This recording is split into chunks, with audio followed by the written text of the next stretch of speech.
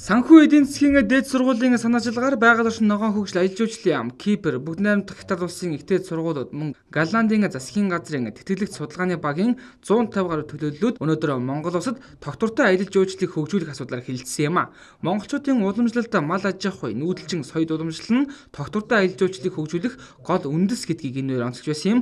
Учир нь дэлхийн нийтийн хэмжээнд хувь хүнийг татах 6 цэнгэлийн аялал жуулчлал эрчимтэй хөгжиж байгаа энэ үед жуулчдын сонирхол соёл уламжлал руу илүү төвлөрөх хандлага байгаа учраас Монгол улс аялал жуулчлалаараа олон улсын түвшинд хүрэх боломж байна гэж үзэж байгаа юм а.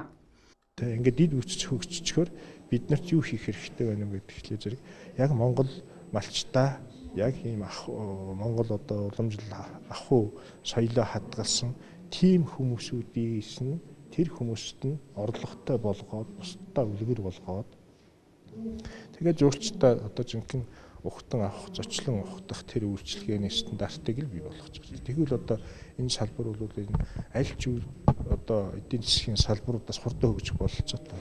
Ер нь доктортой байдлыг хангана гэдэг бол өөрөө тэр суураа сайн бэхжүүлж иж энэ цаашдын доктортой одоо хөгжлийг хангаж байдаг. Тийм ч утгаараа бол хамгийн ихний одоо энэ доктортой аялал жуулчлалыг хөгжүүлэх гол одоо бид нарын хэрэгжүүлэх үндэс суурь маань бол өөрөө нутгийн иргэд байгаа юм. Тэгэхээр бид нар өмнө нь бол нутгийн иргэдэд түшгэлсэн аялал жуулчлал гэж ярьж байсан бол одоо энэ нутгийн иргэдэд түшгэлсэн аялал жуулчлал дээрээ бид нар доктортой хөгжлийг бол одоо доктортой аялал жуулчлалыг хөгжүүлнэ гэсэн юм концепцийг бол баримталж ажиллаж байна.